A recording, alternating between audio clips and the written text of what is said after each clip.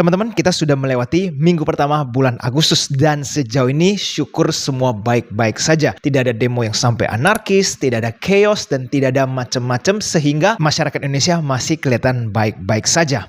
Dan buat teman-teman yang selama ini ikutan Smart Room setiap hari Minggu jam 8 malam, semoga kalian juga kebagian cuan karena IHSG kita bergerak sesuai dengan prediksi saya. Jadi saya ingin sharing logika di belakang kenapa saya membuat prediksi bahwa IHSG bisa naik di awal minggu bulan Agustus. Nah, sebenarnya teman-teman, kan informasi sudah banyak sekali beredar, mau itu di sosmed, di mainstream media, bahwa di bulan Agustus harus hati-hati. Ada kemungkinan rusuh lah, ada kemungkinan chaos. Jadi teman-teman, informasi ini nggak cuma diketahui oleh masyarakat, melainkan oleh government kita. Jadi nggak mungkin mereka itu tinggal diam. Persiapan mereka juga sudah jauh beberapa bulan sebelumnya. Misalkan seperti siaga 1, dan juga teman-teman mereka sudah planning bagaimana supaya skalanya tidak terlalu besar. Jadi salah satu cara untuk meredam amarah masyarakat, ya mereka harus memberikan angka-angka baik, menunjukkan bahwa ekonomi Indonesia baik-baik saja. Jadi kalian mau ngerusuhin apa kalau semuanya baik-baik saja? Nih contoh rupiah kita. Di Agustus ini sudah di bawah 18.000. Jadi cukup menguat terhadap US dollar. Dan teman-teman kalau kita lihat sudah muncul angka pertumbuhan ekonomi Indonesia. Angkanya menurut saya lumayan fantastis. Walaupun mau itu sebenarnya angkanya real atau tidak, nobody cares. Yang penting sentimen dari masyarakat dan global kelihatannya pertumbuhan ekonomi masih baik-baik saja. Ditambah lagi teman-teman, mereka itu ada power untuk nge-push IHSG karena dana-dana dari institusi, BPJS dan lain-lain masih ada untuk nge-push, bahkan dari Danantara. Jadi kalau mereka kepingin push IHSG, ya Agustus adalah waktu yang paling tepat. Jadi teman-teman, pemerintah itu juga sudah mengantisipasi kalau sampai nanti ada demo dan lain-lain, amarahnya itu tidak akan terlalu ekstrim karena kondisinya ekonomi pertumbuhan baik, rupiahnya masih di bawah 18.000 bahkan terus menguat, IHSG-nya juga ikut-ikutan naik. Dengan itu semua, maka Agustus bisa saja dilewati dengan baik-baik saja. Oleh karena itulah kenapa saya membuat sebuah prediksi dan sharing ke teman-teman semua di Smart Room hari Minggu kemarin bahwa IHSG kita berpotensi naik dan semoga semua bisa memanfaatkan momentum untuk mendapatkan cuan. Sebelum kita membahas strategi kita di bulan Agustus seperti apa atau ada saham apa yang menarik, kita coba lihat di bulan Juli. Market kita itu seperti apa sih pergerakannya? Kalau teman-teman lihat dari charting, itu di awal bulan Juli sempat rally ke atas, ya market di push. Tetapi menjelang akhir Juli, IHSG-nya kembali terjadi koreksi. Nah, saya nggak tahu ya pengalaman teman-teman di bulan Juli seperti apa karena market cukup tough sebenarnya. Tapi untuk performance saya pribadi, puji Tuhan hasilnya cukup memuaskan. Inilah hasil dari realized position saya. Saya cukup bersyukur ya bisa mendapatkan profit dalam kondisi market yang lumayan tough seperti ini. Semoga di bulan Agustus ini bisa mendapatkan profit yang lebih besar lagi. Jadi teman-teman, dengan mengetahui bahwa potensi atau kecenderungan pemerintah untuk terus intervensi ekonomi Indonesia di bulan Agustus ini semakin besar, kita mesti memanfaatkan kesempatan tersebut. Jadi buat para scalper, Agustus ini mungkin menjadi momen terbaik buat Anda scalping market sebanyak-banyaknya. Karena kalau memang tiba-tiba terjadi buangan, ya jangan ambil posisi. Tapi kalau momentum terlihat IHSG kita di-push secara paksa, maka kita bisa copet semaksimal mungkin. Tapi kalau sebenarnya kita membahas dengan kondisi ekonomi fundamental Indonesia, untuk jangka panjang masih banyak uncertainty. Di satu sisi, mungkin para pembisnis akan ngerasain agak sulit cari duit. Nah, tapi kalau teman-teman semua yang trading atau berinvestasi di pasar modal, strateginya harus berbeda. Fokus utama kita adalah memantau money flow. Jadi kalau pressure dari asing, misalnya satu hari nggak keluar 1 triliun, bahkan ada tambahan sedikit ke dalam IHSG, maka bisa saja IHSG kita terus naik ke atas. Dan teman-teman, semoga di minggu kedua Agustus ini kita bisa mendapatkan cuan yang lebih banyak lagi. Dan di video hari ini saya akan sharing ke teman-teman honorable mention, ada saham apa nih yang menarik. Pertama, saya akan share dulu sektor yang layak untuk teman-teman perhatikan. Ada 2 sektor yang teman-teman bisa langsung perhatikan di bulan Agustus ini. Pertama, yaitu adalah komoditas. Hampir seluruh komoditas teman-teman boleh pantau ya. Menurut saya masih cukup menarik, apalagi kalau valuasi mereka di bawah 10 price earningnya. Itu lebih layak lagi. Dan ditambah kalau retailnya sudah agak sepi, big player yang sudah mulai masuk, teman-teman boleh scalping atau teman bisa nge-swing beberapa hari keep lalu dijual kalau sudah mulai profit 5-10%. Nah, selain sektor commodities, ada sektor banking. Nah, walaupun banking kelihatannya jangka panjang memang masih banyak ketidakpastian. Belum lagi contohnya kebijakan Kopdes dan juga kebijakan lain-lainnya yang mungkin mempengaruhi performance bank-bank yang ada di Indonesia.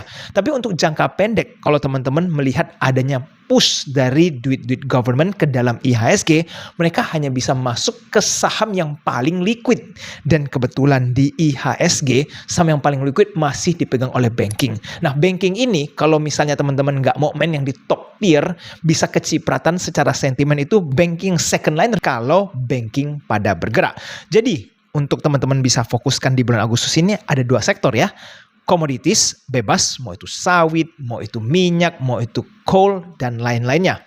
Kedua, di sektor banking teman-teman lirik. Dan ingat, ini hanya untuk di bulan Agustus teman-teman. Nanti setelah itu kita harus lihat lagi apakah memang akan ada terjadi demo besar atau seperti apa. Dan teman-teman, ada menurut saya satu saham yang sangat menarik untuk teman-teman pelajari lebih dalam lagi. Yaitu adalah saham Gajah Tunggal dengan kode emiten GJTL. Nah, teman-teman jangan sampai setelah nonton video ini yang belum punya barang langsung main hajar sahamnya seperti orang kefomoan ya. Bukan seperti itu cara kita trading atau berinvestasi.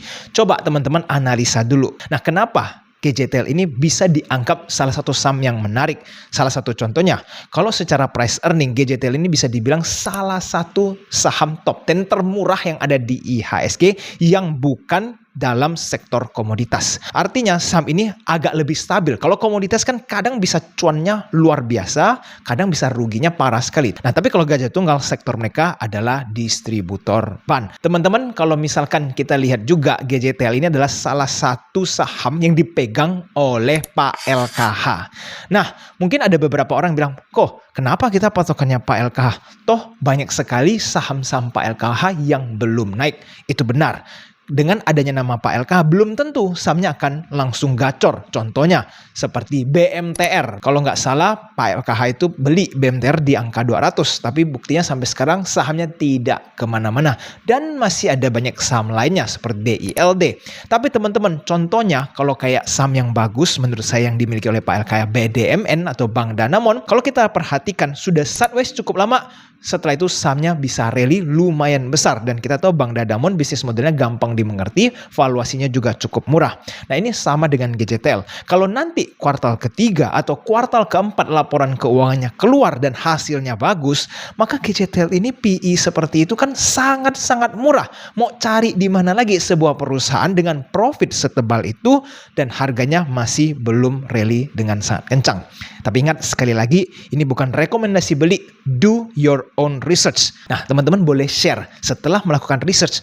Apa nih yang membuat GJTL menarik atau ada hal apa yang membuat GJTL tidak menarik untuk dibeli? Nah, teman-teman kita lanjut pembahasan tentang global economy. Untuk dunia investasi kalau di level internasional mungkin bisa ada terjadi perubahan yang lumayan besar karena era Warren Buffett berakhir. Eranya Warren Buffett selesai, kita nggak tahu nih masyarakat di era ke depan akan menganut cara siapa untuk berinvestasi. Dan bisa saja kalau orang baru yang muncul dan cara trading dan analisanya berbeda, nanti kedepannya strategi analisa juga harus kita sesuaikan karena orang-orang akan sedikit berubah nih cara mereka trading ataupun berinvestasi. Dan kalau teman-teman baca, ada sebuah hint yang sangat besar dari actions yang diambil oleh Warren Buffett.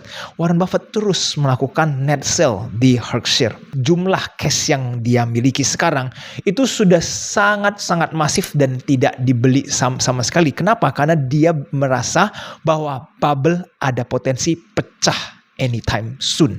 Nah, buat teman-teman yang kepingin belajar cara investasi atau trading yang baik itu seperti apa, teman-teman bisa pertimbangkan untuk join komunitas EJ Invest. Linknya akan saya cantumkan di bawah. Kita EJ Invest itu fokusnya adalah dengan pendekatan ilmu bandarmologi, yang dimana kita harus memahami yang namanya money flow. Big funds atau smart money itu yang mendikte pergerakan IHSG ke depannya. Bukan cara teman-teman analisa valuasi fundamental atau cara teman-teman mensketsa candlestick dan bikin garis yang begitu banyak. Bukan seperti itu cara teman-teman mendapatkan profit di dalam pasar modal. Melainkan memahami kepentingan bandar itu ada di mana, apakah duitnya sudah masuk, dan membuat sebuah prediksi berdasarkan money flow yang sudah bergerak. Dari situlah kita mengeksploitasi itu dan memanfaatkan kesempatan untuk mencopet duit-duit bandar yang ada di IHSG. Dan teman-teman, walaupun market kelihatannya cukup sulit di akhir-akhir tahun ini dan apalagi ekonomi Indonesia yang amburadul, untuk nge-startup sebuah bisnis itu tidak gampang. Belum pajak semakin dikejar, kebijakan yang berubah-ubah, tambah terus kebijakan yang baru. Nah, teman-teman itu kalau mau bangun usaha dan kalau tidak dipikirkan dengan matang-matang, sayang, duit tabungan kalian justru akan habis sia-sia. Dan kalau ternyata kemungkinan untuk berhasilnya kecil, sebaiknya teman-teman putar duitnya di tempat lain. Sayang kan, di ekonomi yang sesulit ini teman-teman terus menghabiskan duit tabungan kalian. Teman-teman, ini adalah pesan terakhir dan menurut saya ini yang paling penting. Jika Indonesia mengalami gejolak ekonomi yang semakin parah, orang-orang duitnya makin habis, sudah pasti tindak kriminal akan semakin meningkat. Jadi buat teman-teman yang berbisnis, hati-hatilah. Coba lihat kembali ada loophole apa. Jangan-jangan karyawan kalian ada yang kepingin nih coba-coba ngambil duit. Ada oknum-oknum yang kepepet gara-gara finansialnya nggak cukup, malah ngambil duit perusahaan. Atau teman-teman, semakin banyak penipuan, dan apalagi di era teknologi seperti ini, seringkali banyak penipu itu mengirim link-link yang sangat berbahaya. Jangan sampai ada yang menekan link tersebut. Karena sampai kalau teman-teman salah langkah dan ketipu, duit teman-teman itu bisa hilang sekejap saja dan tidak ada yang bisa membantu teman-teman semua. Jadi di kondisi seperti ini, jagalah aset kalian baik-baik. Dan teman-teman, untuk mendiversifikasi rupiah kita bagaimana? Mumpung di bulan Agustus ini banyak intervensi terjadi, teman-teman bisa nih mulai nyicil currency lain. Mau Singapore dollar boleh, US dollar boleh, atau bahkan Japanese yen. Nah, menarik nih untuk Japanese yen, karena Amerika semakin melakukan intervensi di dalam Japanese yen, maka ada potensi yen ini bisa naik secara perlahan-lahan. Apalagi kalau nanti di beberapa bulan ke depan menaikkan suku bunga Jepang, bisa saja yen terus meningkat. Jadi kalau teman-teman menemukan kesempatan untuk mendiversifikasi rupiah, apalagi harganya ada yang bagus, silakan teman-teman boleh diversified ke currency lain. Saat bersamaan, teruslah cari peluang di IHSG. Ingat kata Peter Lynch, never exit from the stock market. Jadi kalau stock market Indonesia misalkan lagi buruk, kita bisa switching ke saham Amerika. Kalau dari saham Amerika lagi kurang bagus, kita bisa switching ke cryptocurrency. Jadi yang penting duit ini terus bergerak kemanapun big player bergerak. Jangan sampai teman-teman mulai putus asa, lalu cari duitnya hanya taruh dari deposito. Nggak akan kaya dan bahkan teman-teman duitnya akan habis termakan inflasi. Dan buat teman-teman yang kepingin join Smart Room secara gratis setiap hari Minggu jam 8 malam, silakan feel free. Linknya saya cantumkan di kolom komentar di bawah. Sampai jumpa di video selanjutnya. I'll see you next time. Bye-bye.